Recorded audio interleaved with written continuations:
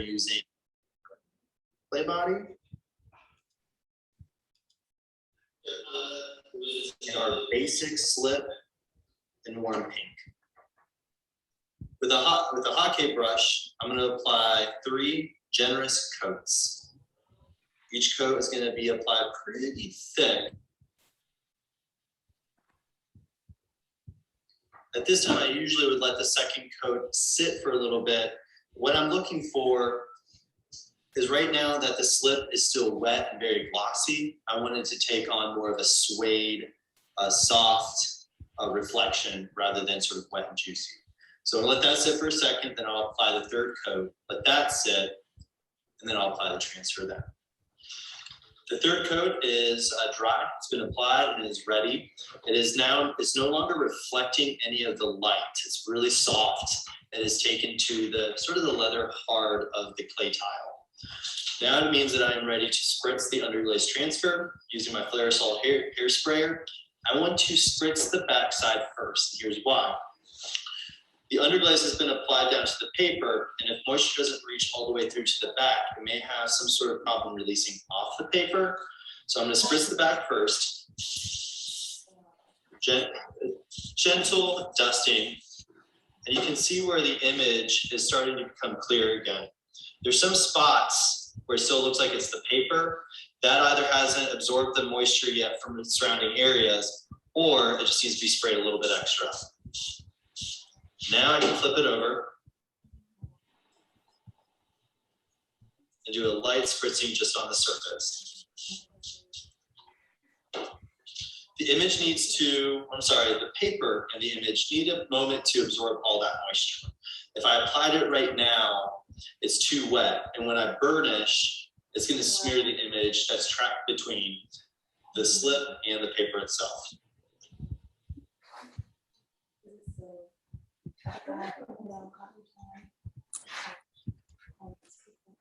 You see that reflection going on, it's still too wet to apply. All right, it's about ready. There's still a little bit of maybe some wet spots in the center where there's larger space or color. When I apply, I don't want to burnish right away. I want to allow it to come into contact. Gently press down. You will have some air bubbles, and I don't need to burnish or try to spread that ink down right away.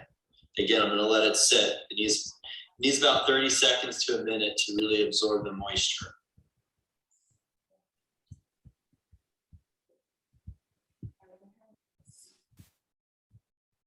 I would definitely encourage you all to cut off maybe a small section of your ISLA transfer underglaze print and test on some tiles before really committing to a larger piece, just to get a feel of and the touch of the right time and moments. Speaking of touch, I can tell you right now that it has absorbed the moisture and it feels like it's really sort of sucked down onto this lip. So that's when I want to use my soft red mud tools. The durometer of our red mud tools is softer than the other colors. And this here allows a nice, gentle sort of placement in by working from the center out, removes any of the air bubbles that may be trapped.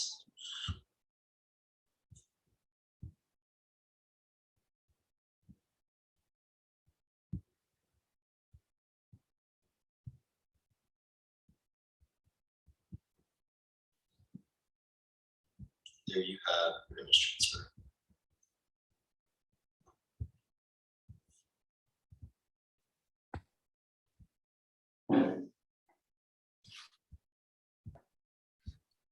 For this next segment and how to, I'm going to teach you all how to use our slips to color in areas of underglaze transfers. Here I have our light yellow basic slip, a tile that is already coated 3 times with our warm pink slip, and our Florecitas transfer. Using a brush with soft bristles absorbs a good amount of the slip that is needed, and you're going to go in and color in the areas in which you want to have a secondary color. It is okay to brush over the lines because as a mono print and the transfer, The foreground is what's already been printed. You can color over the lines and that part will not transfer. The image will be clear and clean when placed on the tile. For slip transfers on newsprint using an image, I go with about 2 coats. Just like before, I'm not going to just stick this image on right away because I still have to spray the image on the back side. And I've got wet slip on the surface now. The big key and component of successful transfers is just patience and time. When I'm working in my studio, I don't just work on one image transfer. I'll oftentimes have several in front of me, so that way when one is placed, I can continue down the line. Say once I get to the last piece, it is okay for me to go back to the first one and start burnishing or peeling away. But when you are working on one image with an object, patience can sometimes seem pretty thin, or you want your results pretty quickly. Again, just timing is everything with this process. The slip is still a little bit wet, but with the newsprint and the thin layer, it's going to absorb pretty quickly. I want to wait till it's not reflecting the light anymore. Essentially, that the slip application is wet. I want to wait for the slip application to be leather hard.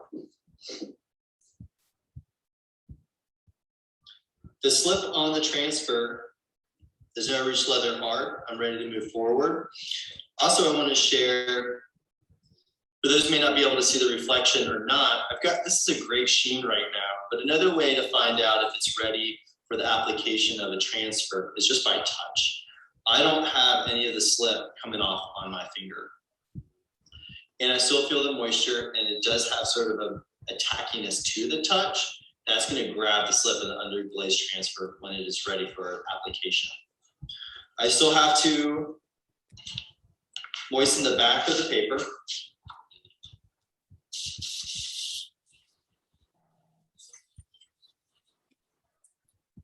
In the front.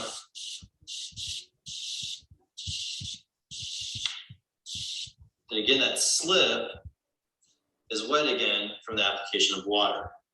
So let this sit until it is ready to be transferred onto the top.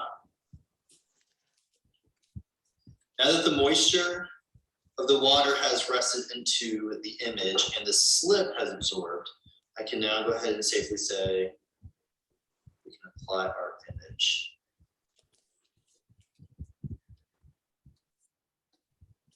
Again, lightly pressing down.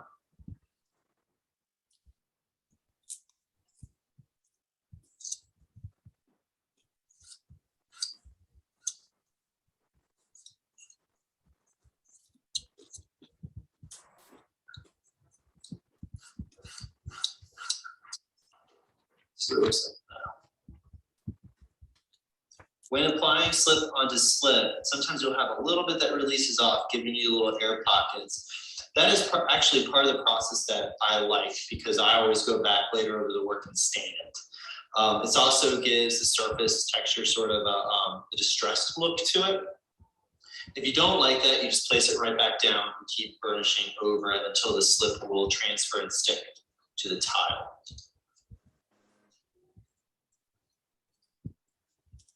The image now is ready to be peeled off.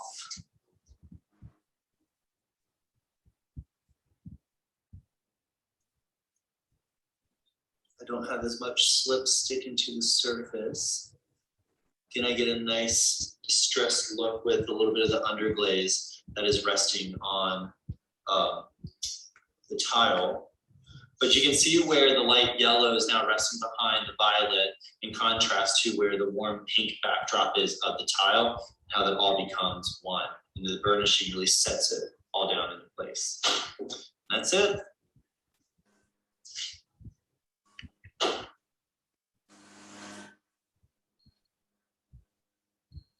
Barbara? Next, I'd like to show you. Hello, Yes. Barbara. Yes. Hi, I just sent you a message. I think we're ready to go over here. Yeah. Okay. All right. Then I will turn this off and we'll turn the program over to you all. Great, thanks so much. Okay. Stop share. There we go. Awesome.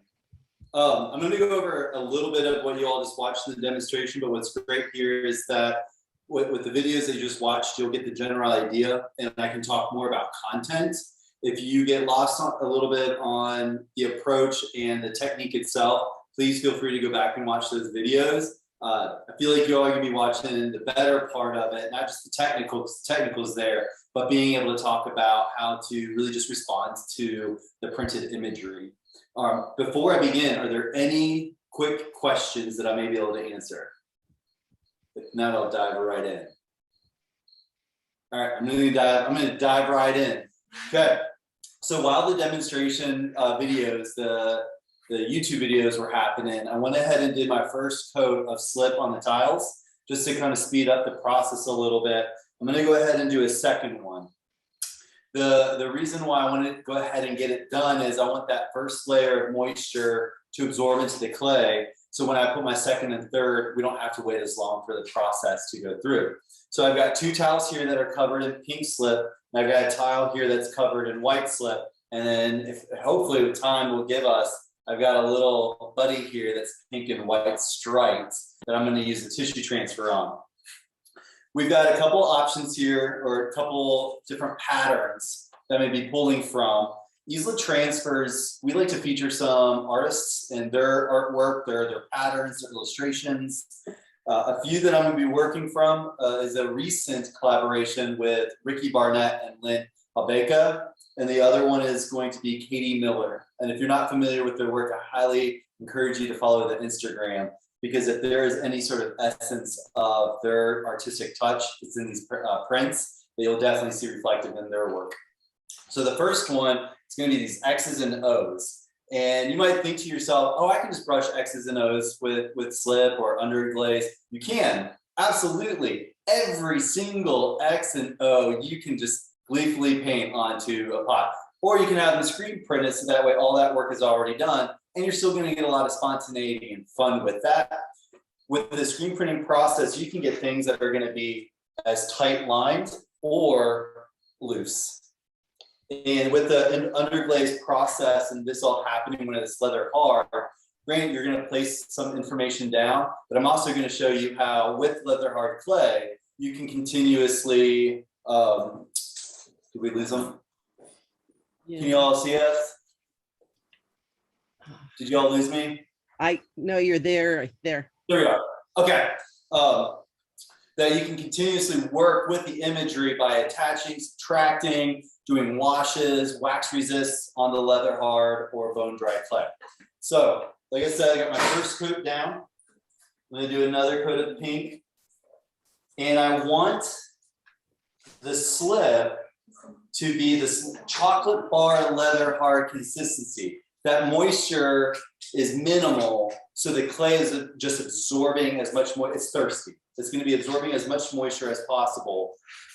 And there's this perfect moment, this window, that the moisture is just thirsty enough where the imagery, when I place it on, isn't just going to be in a puddle of moisture, but it's also not so dry that it's not going to grab a hold of the imagery. So timing is everything.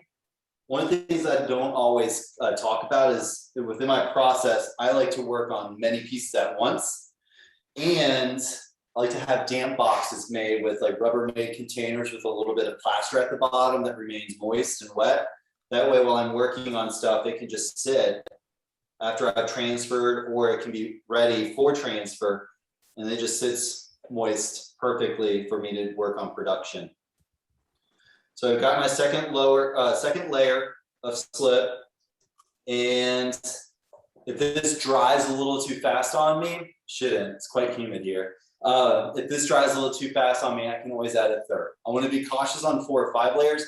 The slip buildup isn't really quite meant for thick capacity, thick amount. All right, yeah. It'll just kind of sort of craze a little bit. It might flake off, so keeping it thin, pretty good. All right. As you saw in the video, now I'm going to take the Flare Sol hairspray bottle. I like to mist the front. It's been a while. I haven't done this for quite some time, y'all. I'm really excited to be here. I'm going to spray the front. I want to make sure that it grabs all the moisture. And with the Flairosol spray bottle, I like this because it atomizes the water and it just gently places the moisture on rather than getting it soaking wet like a lot of other hairspray bottles.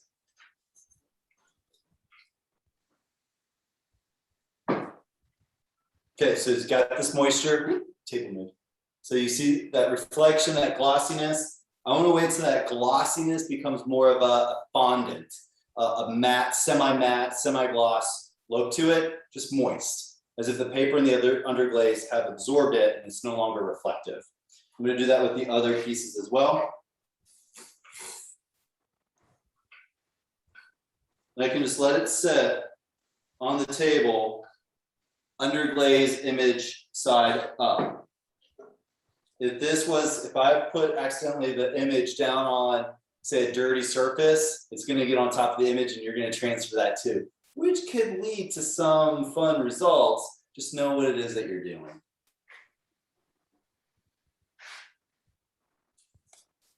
Won't touch that one yet. All right. Let's do another quick layer here. These tiles be thirsty.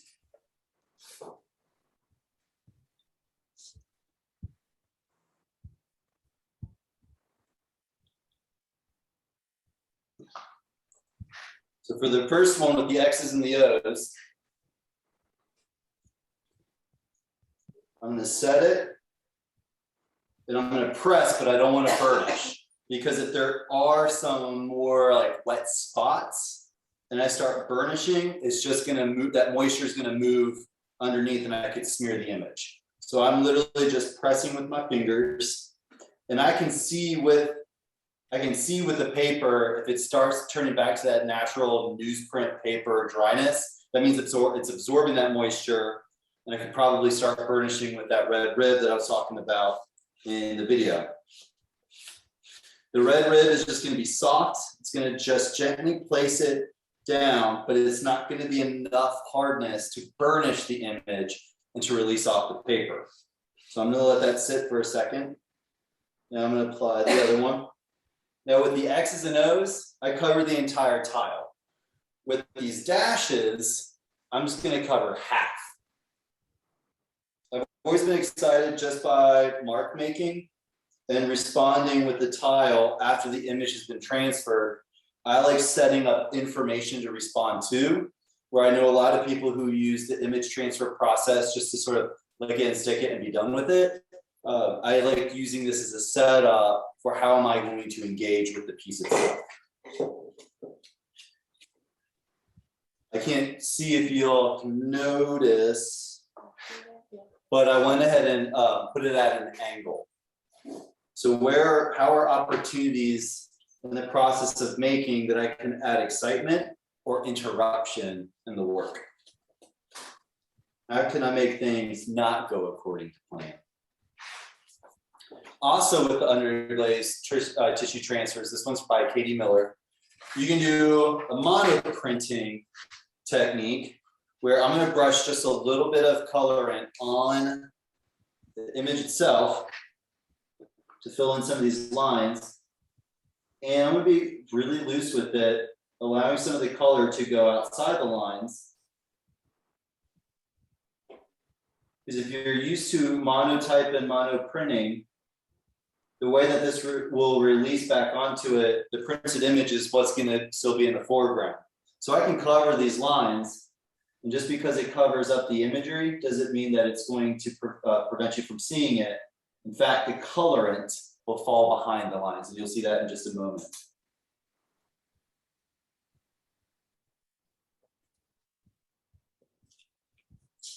Now I also want to allow the slip to dry just a little bit. Then I'm going to spritz it and then wait till it all becomes equal, and then I'll apply that one. This will have a couple more steps to it. Coming back to the X's and O's. Woo, never mind. Grab my yellow rib. Now I'm going to burnish. I'm going to be a little bit more aggressive.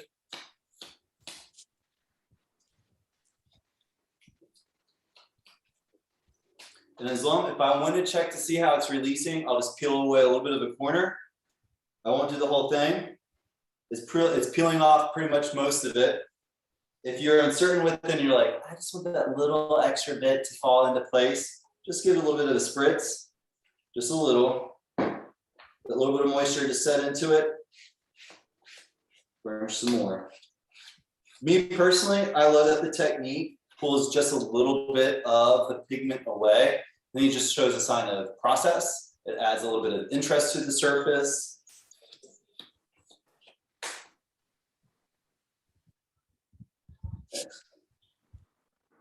And I used red slip because the image was printed with white underglaze. I'm sorry, yeah, white underglaze, white and gray.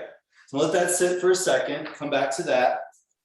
Let's address the dashes. The tissue paper, I'm sorry, the newsprint paper has gone back to being more of that dryish color. I want to make sure a little bit of moisture. Get a nice seal that deal.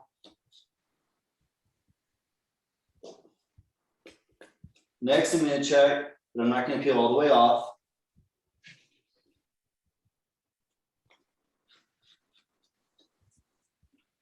Because I'm going to do something else for you. I'm going to take my white slip and where the image did not land down here at the bottom, I'm going to cover with white slip, allowing the newsprint paper not only to be my vehicle to transfer an image, but now the paper is going to act as a resist as I brush colorant on the bottom. This is just setting up, I can draw into it now. I can apply imagery to it later. I can glaze it with polka dots or little multicolored dots. There's so much that you can do to the space here. My piece does not have to be finished until I feel that it's finished, not because it's just like, all right, I'm done.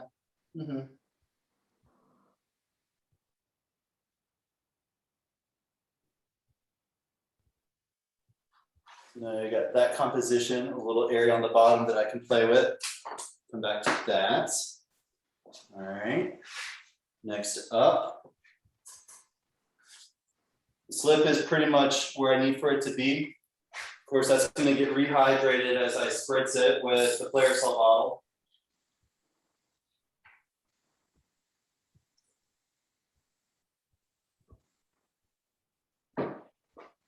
Glossy and wet. Let that sit. I'm also going to do that. Nope. Not yet. Okay. Let's get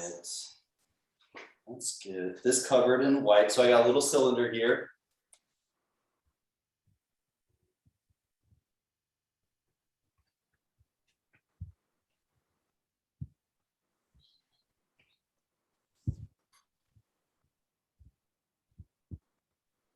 Jill, the big question that I often get from students when I teach is, can it also transfer onto the raw clay body?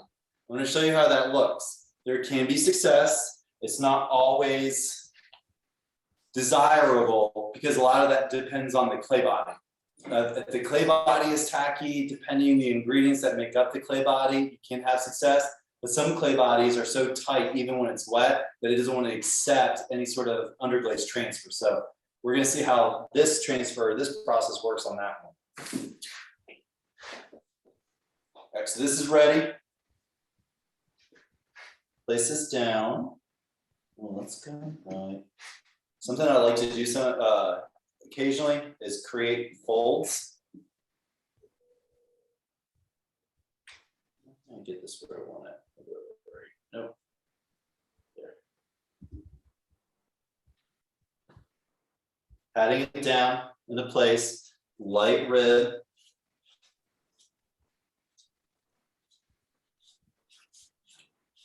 And the red rib also helps guide out air bubbles.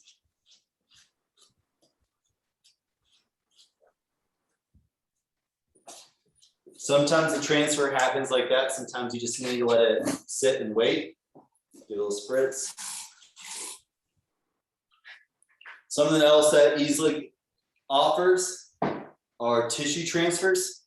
Tissue transfers are a different process. They are not screen printed. So as where the screen printed transfers, I highly recommend using with the leather hard clay body. The tissue transfers you can use when it's like the clay itself is wet, preferably leather hard. You can also do it on bone dry, and I believe bisque. So I'm gonna cut just a little bit off.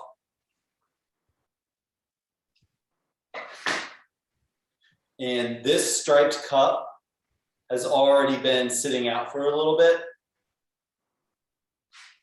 What I'm going to do here, see if I can work backwards.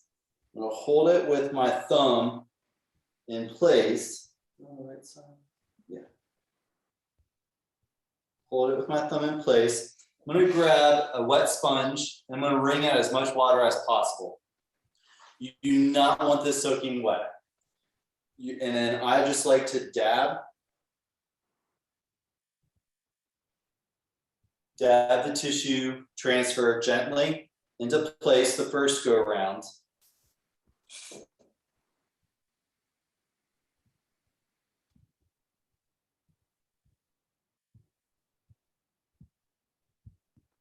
The process is easier. Oftentimes, a lot of our customers will find that they really enjoy the tissue transfer because the way how easy it is to go on the surface. It's just really difficult for these to be custom made because we don't screen print these. So a lot of the patterns that you can get from ISLA with the newsprint transfers oftentimes are designed to really complement our screen printed or be used on their own.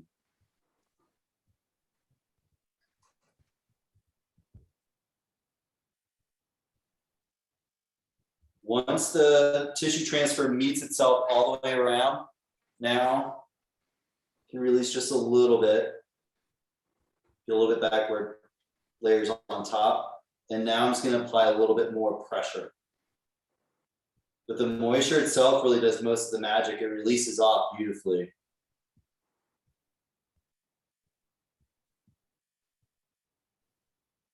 So this cup is going to be, or the cylinder, it's going to be very carnival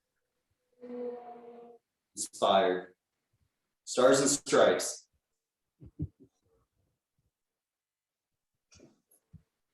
All right, so as I peel, I'm hoping I'm going to get closer.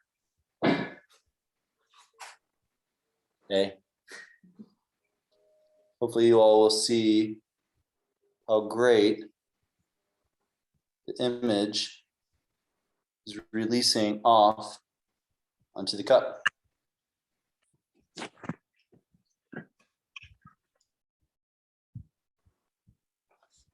Voila, all the little stars. I'm gonna let that sit and absorb just a little bit more.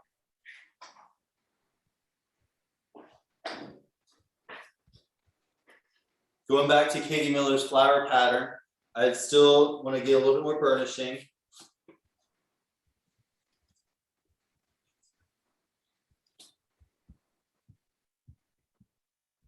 And if it's fussy, sometimes it is, it can be because of the clay, the moisture level in the clay body.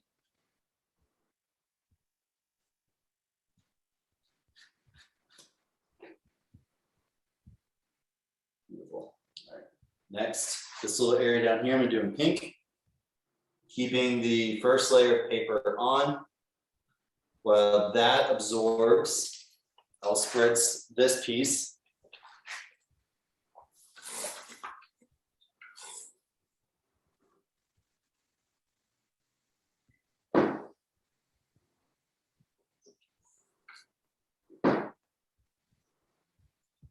Paper, slip, absorb for a moment, they're gonna be good. Same thing with this paper. Let's get this going for the other cup, which you all can't see right yet. Here's that cup. Here's the stars.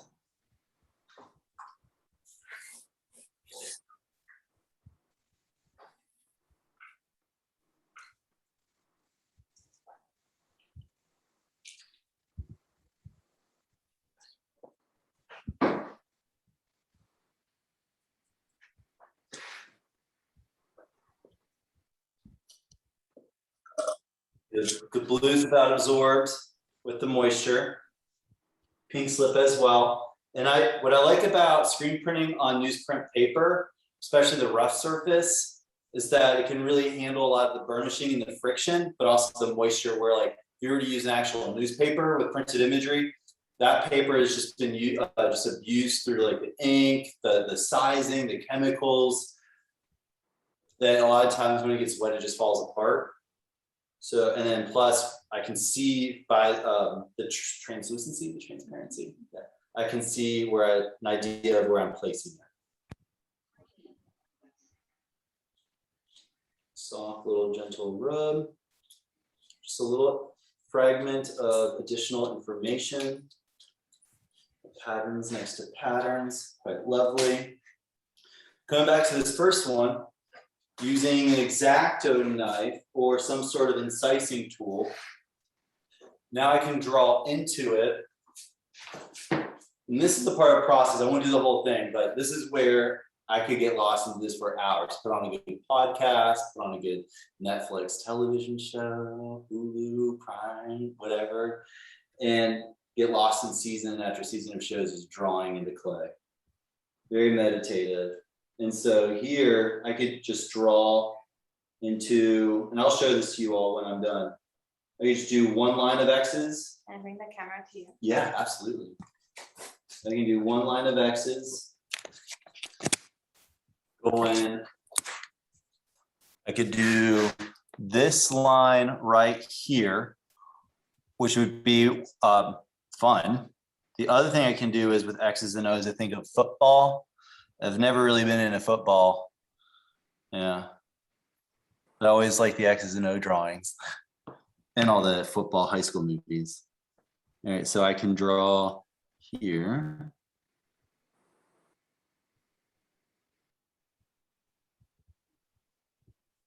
And draw a curved line.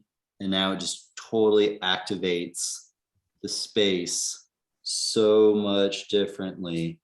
And then once it's been bisked, I'll sand it, stain it. That's all covered in my book graphic clay. Then I can use stamps in this process right now. So I can do stuff like that just to get real fun play. Next, using this other tile, if I want to do something really simple, I could draw right into the slip. Now it mimics this line that was drawn by resisting the slip. You can play with that by now defining the space. So there's just so much you can do with this process. I'm going to single out one over here, and then I'm just going to mimic that shape over on the side. Now drawing complements the pattern in the print.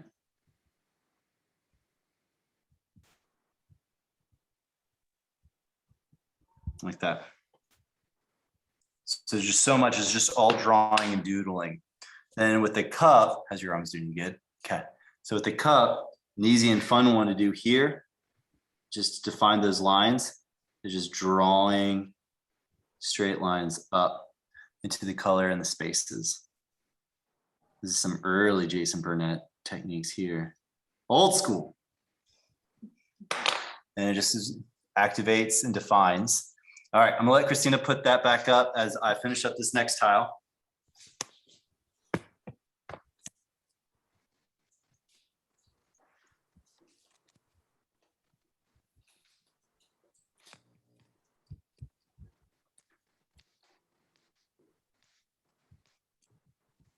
Peel off the first layer.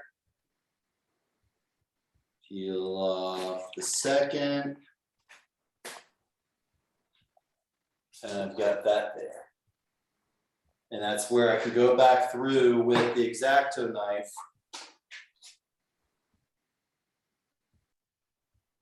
To find top space and say where I draw that line, the inside of that line could just be clear glaze. And the rest of it still just remains untouched. And then if I put clear glaze on top of it, I could even use commercial decals like gold sheets. Cut that out, fill it up, or just get liquid gold luster and brush in certain areas.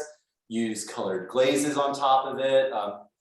Check out some of Katie Miller's work that she's been doing with her transfers. And then with the drawn line up above, just like I did with the X's and O's, I'm gonna go in and mimic the blue floral pattern so you get a little bit more excitement and energy for what little bit we have there. And my lines don't have to be exact to that of the image. In fact, the movement that comes when you mimic the lines close enough where it looks like it's misregistered, just makes it really fun. This side. In fact, there doesn't even have to be a line for me to do it.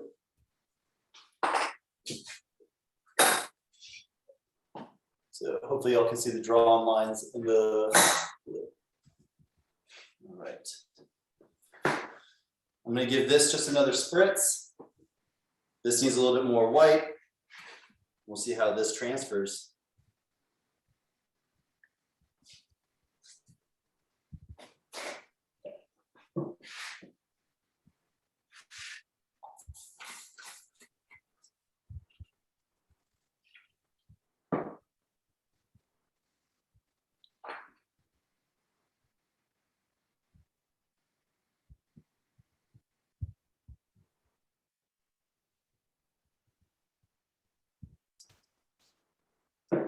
Another thing that's fun is when you have abstract sort of forms like this, naturally I read it, the pattern to be like this, but what happens if I apply it to like that?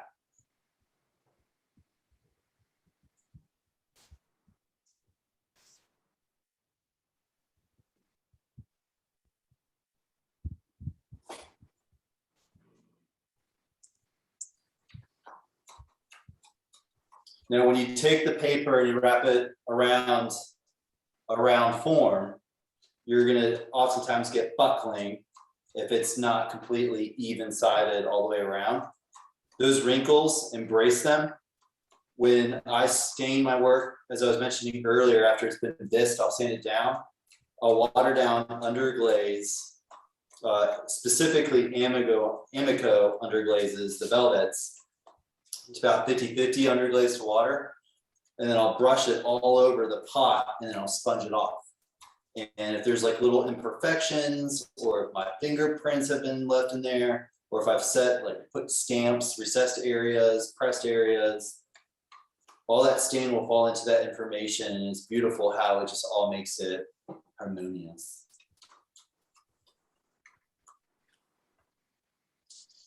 Okay, the red rib is finished. Let's go with yellow.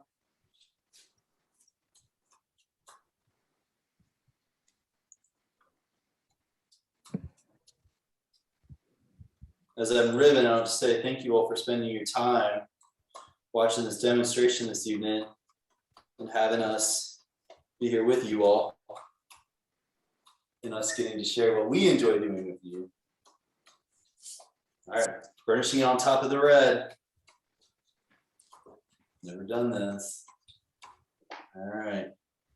Oh my God, that looks so good. All right, I'm gonna come there. Okay, this is what we like to call peel and reveal. So the blue really did come off very well off the paper and onto the white as well. And that's just like the large pattern, and you could also mimic that small if you want to draw it in. Now, I've always been a fan of when this sort of moment happens where the pattern starts. You can see, this line of where I first applied it, and mimicking that space, just drawing it in, completing it. Then you really don't have a beginning and an end. It's just continuously around the cup.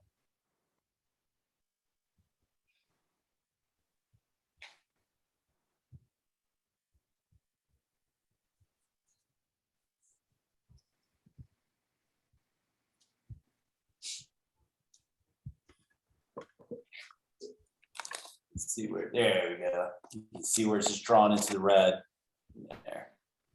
And little things that you can do to mimic that space, or I'm sorry, that shape. You just freehand it elsewhere.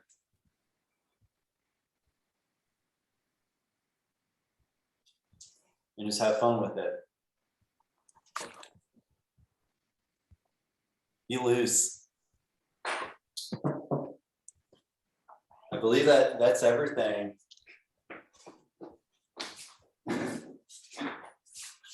All right, gang, are there questions out there?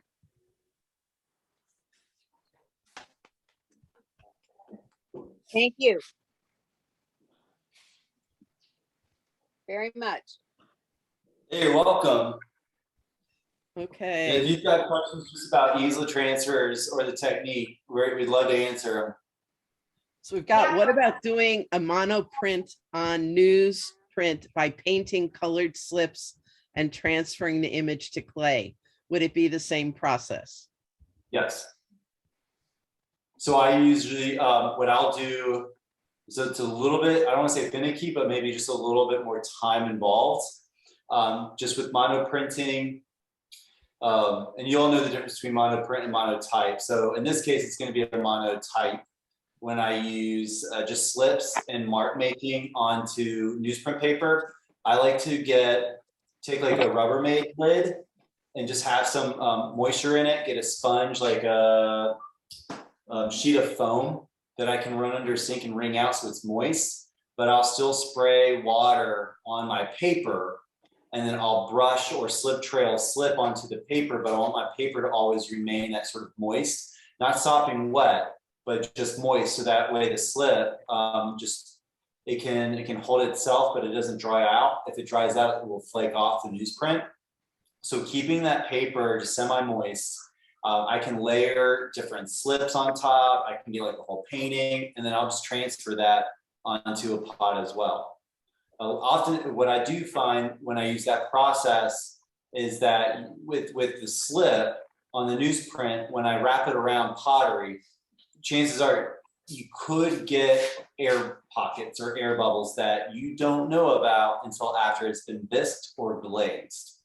So I'm cautious on where I apply layered slip monotypes with newsprint, unless if it's a little bit more pigmented and I can have the slip a bit more thin on the paper. Does that all make sense? Rebecca, did that make sense? Okay. So I guess there's another question. What do you use to print the patterns? What do I use to print the patterns? Mhm. I use it's just a traditional silk screen printing method. I use aluminum frames with what's the mesh size? 158, around 158 mesh screen print. Okay. Do you have any completed pieces that have been fired that you can share with us? Well, I don't know if you all can see behind me, but the way that Christina uses ISLA transfers, she'll cut up. So that's all made with the stripes. I'm gonna get my head out of the way. It's all made with the stripes, cut up and fragmented to create new patterns. She's gonna pull it over. So you can see how the stripes here are from one of our general stock ISLA transfers. And then down here is where they get all spliced up and then placed throughout as well. So that way they can get altered and manipulated. All right. It said tissue transfers on smaller areas. Do you ever leave the tissue on and fire off in bisque to get a complete transfer? That's a really great question and an important one to ask, because it's never good to leave the paper on the piece. I've heard of some students doing it, but here's the reason why there's two big reasons why I do not. The first one is you don't want any burnout in the kiln. That's not necessary, and because it can be harmful to the kiln and the elements. Also, if you leave the paper on, how do you know if the image is actually going to release off? So the best bet is always just to remove the paper, so that way you know that your image legit is stuck on there, because if the paper dries, sometimes the underglaze the material, some of it might stay on the paper and not in the clay.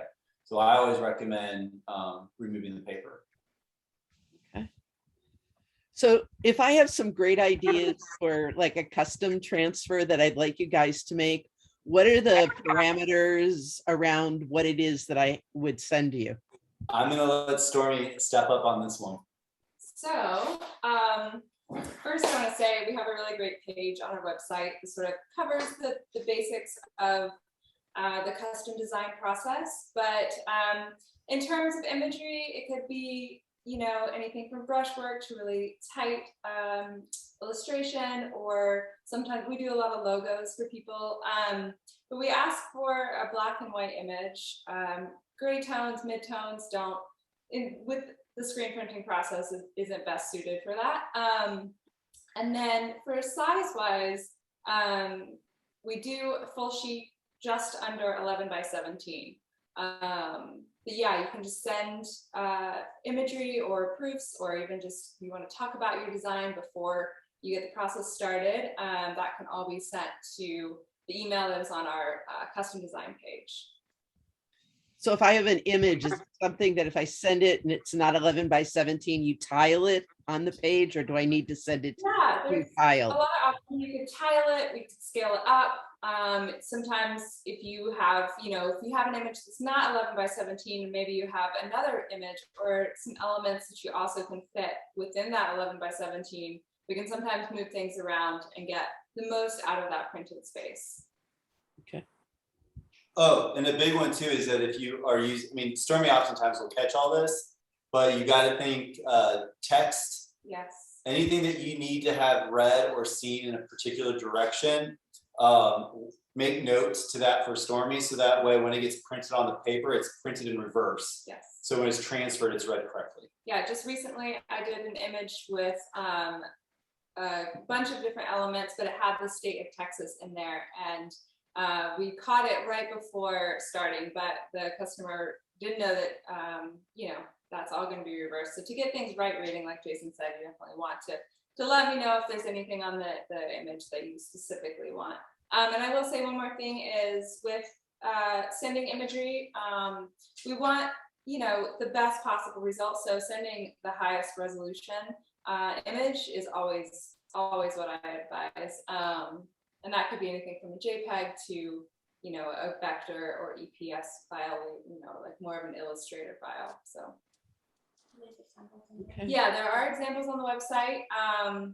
And again, all of this is sort of on there and walks you through the steps. But yeah, examples. And then there's also on that page a color chart. We have 17 inventory colors, or 17 colors we can print with currently. So we've got tons of options. Yeah.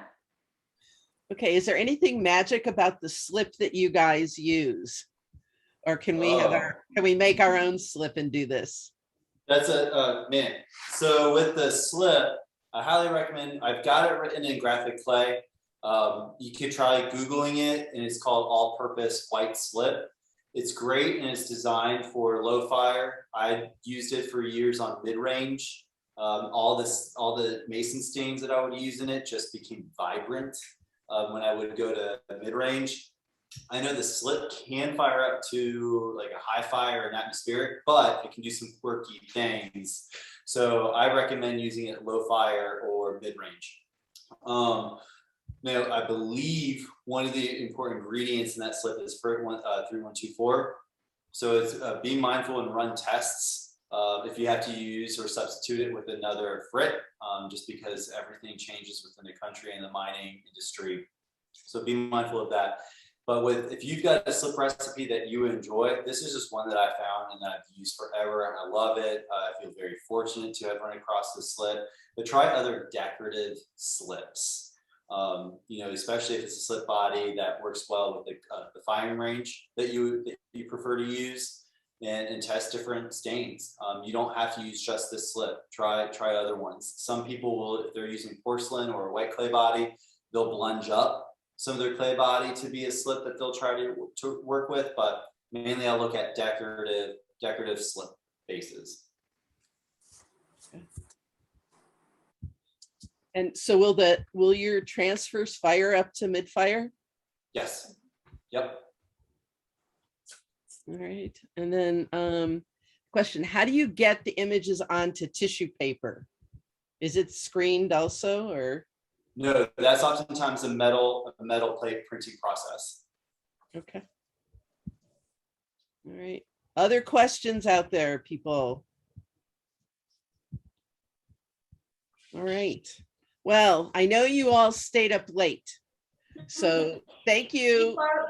Thank you, Barbara. And before we go, we created a code, a special code for you, VCPG, and it'll extend 15% off through Sunday at midnight.